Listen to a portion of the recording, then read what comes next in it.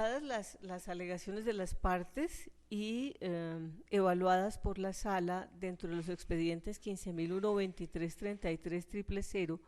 2013-00685 y 2013-0686, que han venido siendo identificados como el caso 1 y el caso 2 en su orden, se dictará la sentencia y, tal como ha sido señalado inicialmente, en consideración a la similitud de los procesos, las argumentaciones que se manejarán serán aplicables a cada caso por separado. Vamos entonces en el orden en que se había indicado y que muy juiciosamente tanto las partes como el señor agente del Ministerio Público han desarrollado al presentar sus alegatos. Vamos a tratar en primer lugar el marco normativo y jurisprudencial sobre el debido proceso y el régimen probatorio en materia tributaria. Conforme al artículo 684 del Estatuto Tributario,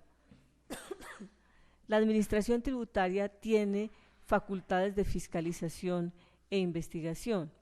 En desarrollo de estas facultades, puede verificar la exactitud de las declaraciones u otros informes cuando lo considere necesario, adelantar investigaciones que estime convenientes para establecer la ocurrencia de hechos generadores de obligaciones tributarias no declaradas, citar o requerir al contribuyente, a terceros, para que rindan informes. En fin, la norma es suficientemente amplia en materia de las posibilidades que tiene la DIAN para investigar a sus contribuyentes. De igual manera, el artículo 702 del Estatuto Tributario señala el procedimiento que se sigue para la liquidación de revisión, indicando que se debe notificar el requerimiento especial al contribuyente, que ese requerimiento debe contener los impuestos, la cuantificación de los impuestos, anticipos, retenciones, sanciones, y que esta actuación, debe realizarla a más tardar dentro de los 2 años siguientes a la fecha del vencimiento del plazo para declarar. De igual forma, el requerimiento especial debe ser contestado por el contribuyente dentro de los 3 meses siguientes y en ese escrito debe formular objeciones, solicitar pruebas, hago énfasis en ese punto, subsanar las omisiones que le permita la ley, solicitar que se alleguen documentos que reposen en sus archivos, en fin, las condiciones, las argumentaciones que crea tener en su favor, y se resalta también, conforme al artículo 707 del Estatuto Tributario, tales solicitudes deben ser conducentes al caso para que sean atendidas por la DIAN. De otra parte, el funcionario que conozca del requerimiento puede ampliarlo en un término dentro de los 3 meses siguientes al plazo para la contestación y decretar las pruebas que sean necesarias o que estime necesarias, señala el artículo 708 del Estatuto Tributario. Luego, entonces, dentro de ese mismo procedimiento, dentro de los 6 meses siguientes al vencimiento del término para la respuesta al requerimiento especial o a la ampliación de la administración, si ha habido lugar a ello, de acuerdo con el artículo 710 del Estatuto Tributario, si hay mérito para ello, se expedirá la liquidación de revisión. Y de igual forma, si la liquidación oficial no se notificara dentro del término de los 2 años siguientes a la fecha de vencimiento del plazo para declarar, entonces la liquidación privada quedará en firme, tal como lo establece el Estatuto Tributario del artículo 714. En materia de las oportunidades para allegar las pruebas, prevé el artículo 744 del mismo estatuto, entre otras circunstancias, entre otras oportunidades o momentos, los siguientes. En el numeral segundo señala haber sido allegadas en desarrollo de la facultad de fiscalización o investigación o en cumplimiento del deber de información conforme a las normas legales. En el numeral tercero, haberse acompañado o solicitado en la respuesta del requerimiento especial o su ampliación, que es el caso que ocurrió, y haberse acompañado al memorial de recurso o pedido con este. De manera que vamos considerando que, tal como se advirtió en la primera parte, la solicitud de pruebas presentada por el entonces contribuyente investigado, fue oportuna. En este procedimiento, tal como se ha señalado, no se contempla un término probatorio determinado, sino que las oportunidades probatorias, tal como lo indiqué, están previstas en esos momentos. Para el caso concreto, el de la presentación de la respuesta al requerimiento o el recurso de reconsideración que en efecto fue presentado. Decía entonces que en esas condiciones las pruebas deben ser decretadas, pero ese decreto de la prueba, tal como se ha indicado en la normatividad antes indicada, tiene que ser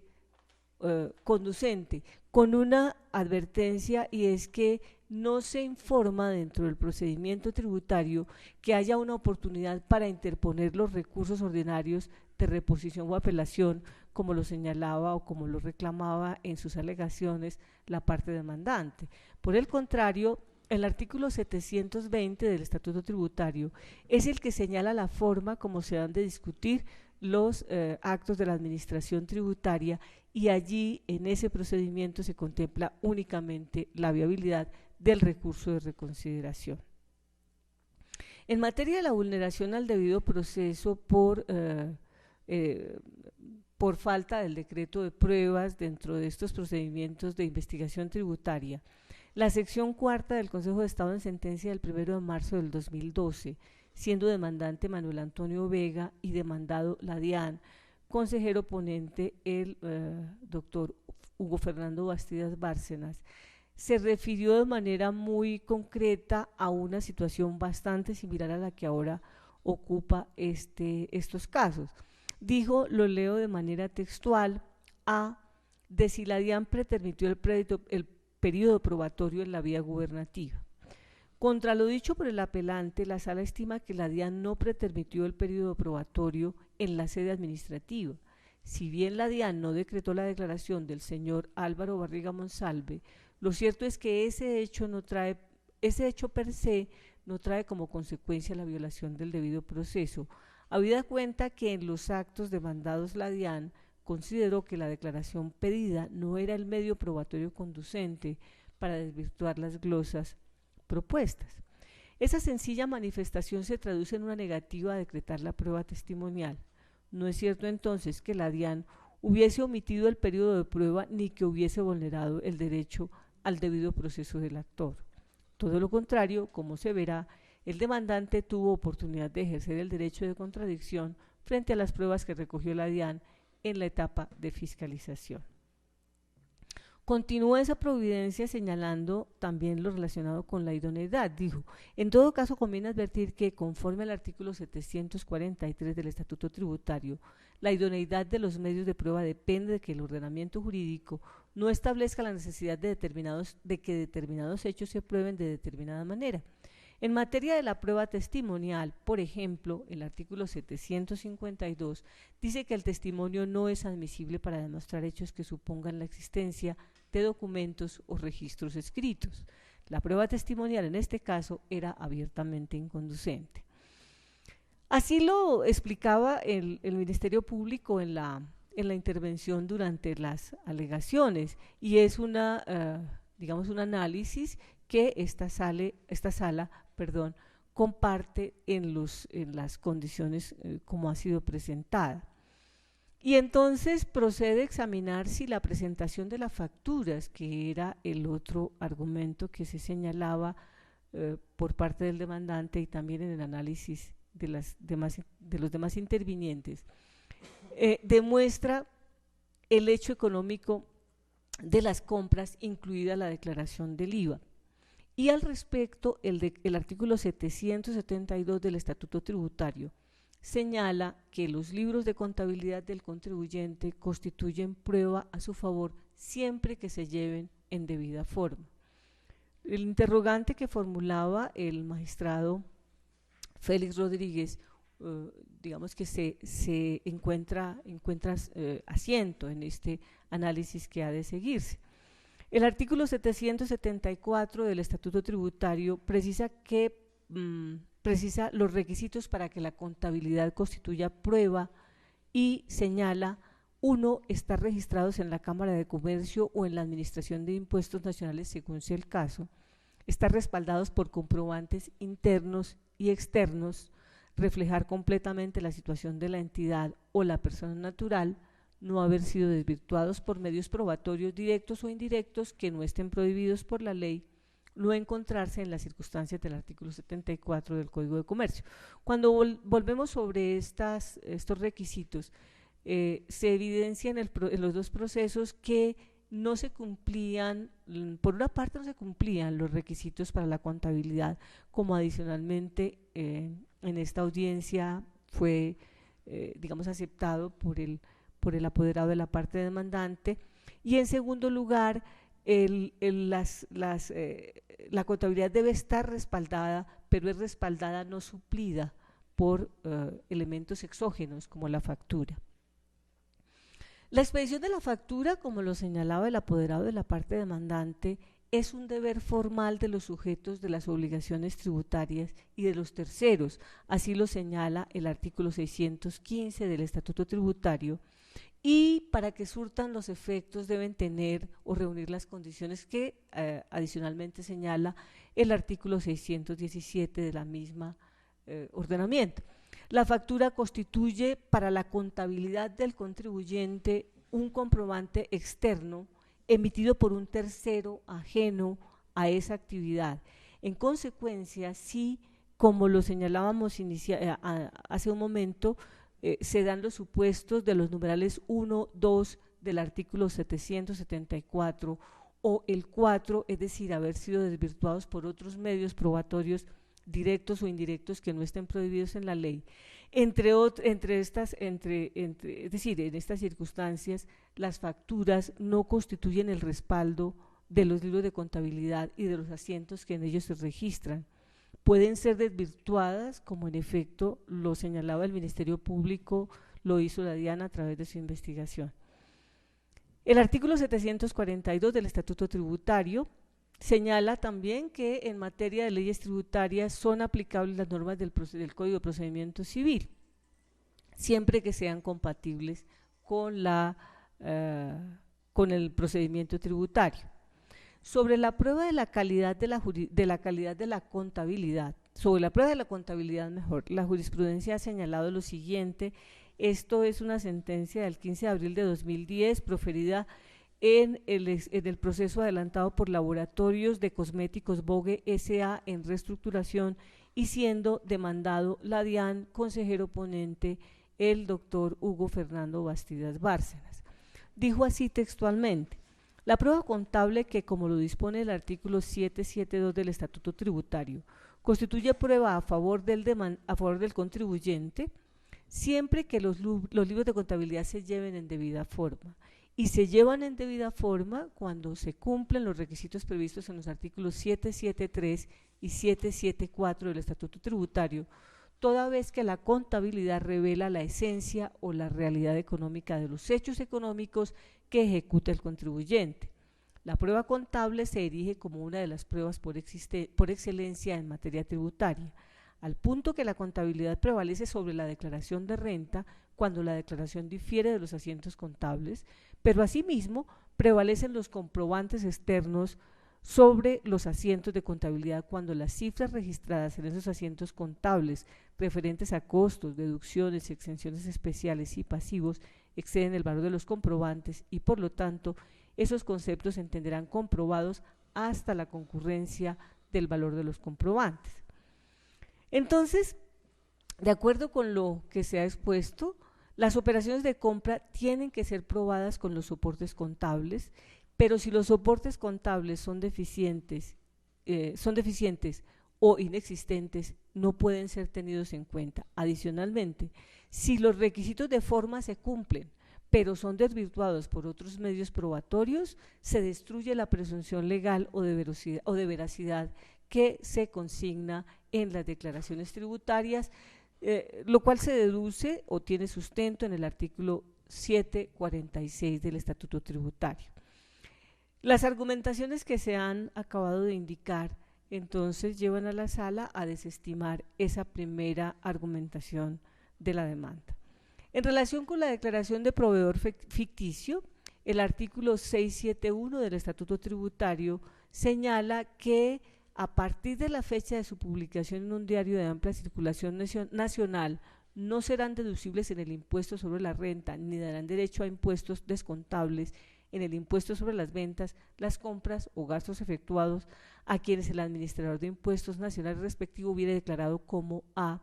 proveedores ficticios en el caso de aquellas personas o entidades que facturen ventas o prestación de servicios simulados o inexistentes. Esta calificación se levantará pasados los 5 años de haberse efectuado.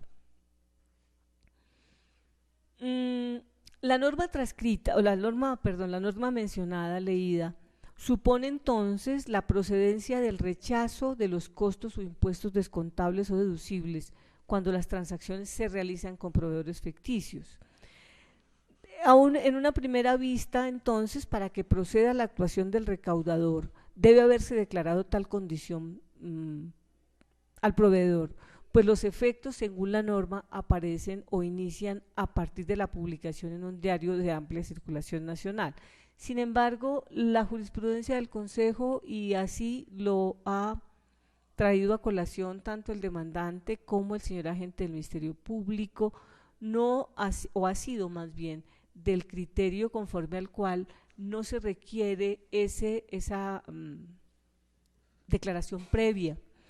Desde la sentencia del 19de abril de 1999, siendo demandante M. Trujillo S.A. y demandado la Administración Local de Impuestos y Aduanas Nacionales de Cali, señaló el Consejo de Estado lo siguiente con ponencia del consejero Julio Enrique Correa Restrepo. Pero la declaración de proveedor ficticio, que tiene como consecuencia jurídica la limitación a los costos mencionada, como ya lo ha precisado en reiteradas la Sala en reiteradas oportunidades, no constituye un requisito previo para el rechazo de los costos por concepto de compras, como lo pretende la apoderada judicial de la actora y lo acogió el tribunal, por la sencilla razón de que las normas que consagran la admisibilidad e inadmisibilidad de tales factores, entre otros, los artículos del libro primero, capítulo 2 y 5 del mismo estatuto, en ninguna parte condicionan al eventual rechazo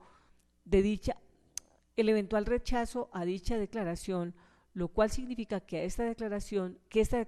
es solo un motivo de rechazo y no el único. Continuó esta providencia que ya he señalado de la siguiente manera un poco más adelante. De este modo, el rechazo de los costos por concepto de compras generado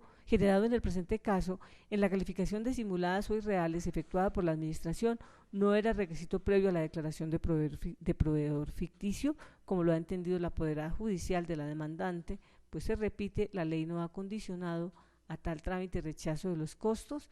ni tal declaración. En el presente caso fue la causa del mismo. No difieren tampoco las circunstancias fácticas de estos casos que ahora examinamos, de las que desde años ha venido indicando como orientación y como criterio la jurisprudencia del Consejo de Estado. De manera entonces concreta, para referirnos a las pruebas que a juicio del demandante deberían haberse decretado y que no lo fueron. Ya el apoderado de la parte demandada informó de qué se trataban estas pruebas y también lo hizo ampliamente la parte demandante. Dijo en las solicitudes que se reciba declaración de la totalidad de los camioneros que entregaron y recibieron la chatarra vendida durante 2008 en Hornaza y Sidenal, con lo que se demostrará que no hay simulación alguna en la operación comercial que pretende la DIAN desconocer. 2. Que se trasladen las pruebas del expediente de renta contra Sidenal del año 2008, en donde encontrarán los soportes por mí solicitados y de los cuales no puedo materialmente aportar por cuanto mis clientes no me lo proporcionan. Ese fue el texto de las dos solicitudes probatorias, y la DIAN en los dos procesos, según aparece a los folios 173 anexos del expediente 686 y folio 237 anexos del expediente 685, se refirió de la siguiente forma. Con respecto a estas pruebas aportadas y solicitadas, uno de los principios probatorios tributarios es el principio de la eficacia de la prueba, de acuerdo con el cual las pruebas deben ser apreciadas por el funcionario según determinados criterios que la ley ha previsto. Los criterios que imperan a este respecto en el régimen probatorio tributario están consagrados en el Estatuto Tributario, en el artículo 743 del Estatuto Tributario. Siguió más adelante señalando, en virtud del principio de la necesidad de la prueba, las pruebas deben ser pertinentes y conducentes porque el medio probatorio es idóneo para demostrar el hecho que se alega, pertinentes porque los hechos que se pretende demostrar es determinante para resolver el problema jurídico. Para la Administración es claro que en materia el objeto de discusión es la simulación de las compras efectuadas por el contribuyente Óscar Enrique Pérez Sánchez, NIT 74-358-742, y no la de otro contribuyente. En este orden de ideas y teniendo en cuenta la norma citada anteriormente, se evidencia que la prueba documental aportada y la prueba testimonial solicitada no tienen fuerza de convicción, no son pertinentes ni conducentes, por cuanto en este caso no se busca probar las compras de otra empresa, sino la realidad de las compras hechas por el contribuyente. Finalmente, consideró la DIAN que tampoco eran modificatorias de los elementos que se habían indicado en el requerimiento especial. Para esta sala, contrastado el marco normativo y jurisprudencial que atrás se ha señalado, las pruebas y las pruebas solicitadas y las pruebas y la valoración que hizo la DIAN no resulta aceptable. De una parte, el recaudador o la DIAN respetó las etapas consagradas en el procedimiento tributario y de otro, en el momento procesal pertinente, resolvió de manera admisible sobre la solicitud probatoria del contribuyente. Adicionalmente, es claro que la simple solicitud la sola solicitud de la prueba no implica que la DIAN deba decretarla, sino que está ligado a las consideraciones de conducencia. Las compras se prueban con las facturas expedidas en debida forma y estas constituyen comprobantes exógenos del hecho económico de la compra y tenían que estar registradas en los libros de contabilidad que fueron examinados por la Administración Tributaria. Sin embargo, los libros contables no contenían registro alguno. Por el contrario, esa circunstancia constituyó indicio en contra del contribuyente. Las facturas presentadas lo fueron en debida forma, pero fueron desvirtuadas por el despliegue investigativo de la DIAN relacionado con el cruce de información exógena con los actos de verificación directa que se adujeron al inicio del proceso de fiscalización, con las visitas a proveedores, con los contactos telefónicos, con la determinación de la ausencia de actividades de cada uno a pesar de su inscripción en el registro mercantil. De manera que no es tampoco de recibo para la sala esta circunstancia alegada ya sobre lo concreto de la situación. En relación con lo que se ha dicho sobre el proveedor ficticio, considera la sala que ya la jurisprudencia que se leyó es suficientemente clara, es decir, no era un requisito sine qua non como lo considera la parte demandante. Si bien el demandante pidió a la Administración de Impuestos que le informaran acerca de las personas que habían sido declaradas como proveedores ficticios con el fin de no realizar transacciones con estos, la negativa a esa información no relevaba al contribuyente de observar el cuidado en sus transacciones comerciales y mantener en regla sus documentos contables tal como se ha señalado. Pero algo se quedó sin comentar, y es que adicionalmente tampoco en este proceso el demandante,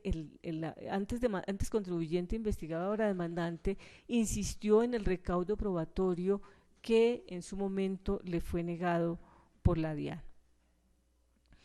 Regresando entonces al asunto del proveedor ficticio, la petición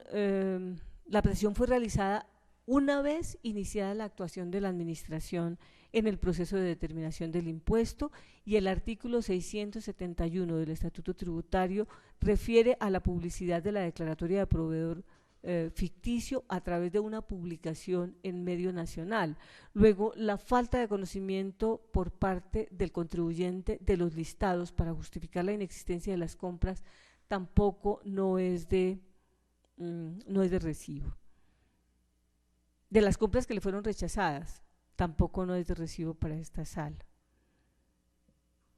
A juicio de este tribunal, la actuación de la Administración de Impuestos en los expedientes hoy radicados con los números 2013-685 caso 1 y 2013-686 caso 2 se ajustaron a las normas previstas en la ley y en esa medida no encuentra razón alguna para acceder a las pretensiones. El contribuyente, adicionalmente, como lo señalaba el agente del Ministerio Público, contrario a lo que supone la norma, desarrolló actividades en efectivo, sin registro de comprobantes de ingreso, sin el manejo de cuentas bancarias, sin el diligenciamiento de libros contables. En fin, hay un sinnúmero de indicios que, construidos por la jurisprudencia, llevan a admitir que, tal como lo concluyó la DIAN, se presentó una simulación y que a la postre, junto con los cruces de información exógena y las verificaciones directas, lograron desvirtuar la presunción de veracidad de los hechos contenidos en las liquidaciones privadas presentadas por el demandante. Serán entonces negadas las pretensiones de la demanda por las razones que se han expuesto. En materia de costas se acudirá al artículo 188 de la Ley 1437 de 2011, sin dejar de lado la reglamentación que al respecto trae el numeral octavo del artículo 365 del Código General del Proceso, y en materia de agencias en derecho lo que ha previsto el Consejo Superior de la Judicatura en el numeral 312 del Acuerdo 1887 de 2003. En esas condiciones, entonces, la sala considera que por agencias en derecho ha de establecer, ha de tasar el 3% de las pretensiones negadas costas que serán liquidadas por la Secretaría atendiendo la estimación de la cuantía señalada en la demanda. Se decide entonces de la siguiente manera: el Tribunal Administrativo de Boyacá, administrando justicia en nombre de la República y por autoridad de la ley, decisión que quedará consignada de manera transcrita en las actas correspondientes para cada caso de la siguiente manera. Primero, negar las pretensiones de la demanda presentada por Óscar Enrique Pérez Sánchez contra la Unidad Especial Dirección de Impuestos y Aduanas Nacionales, por las razones expuestas en esta audiencia. Segundo, condenar en costas a la parte vencida conforme se ha dejado expuesto en la parte considerativa. Tercero, fijar como agencias en derecho el 3% de la cuantía de las pretensiones negadas, atendiendo para ello el valor estimado como tal en la demanda, conforme se expuso en la parte motiva de esta providencia. Antes de finalizar la audiencia, deberá verificarse si ha quedado debidamente grabado el audio que hace parte integral de esta audiencia. No siendo otro el objeto de esta diligencia, se firmará por quienes han intervenido de manera inmediata, y antes de finalizar solo solicitar a las partes, si es de su interés, o al Ministerio Público, dejar alguna constancia. Me notifico e interpongo recurso, el cual sustentaré, si me lo permiten, por escrito, dentro del término establecido. Claro que sí, procede el de apelación, conforme al 243, se podrá sustentar dentro de los 10 días siguientes a la notificación de esta sentencia. Sin recurso alguno, honorables magistrados. De conformidad con lo decidido en esta audiencia. Muchas gracias. No siendo entonces más el objeto de esta diligencia, se da por terminada. Muy amables por su asistencia.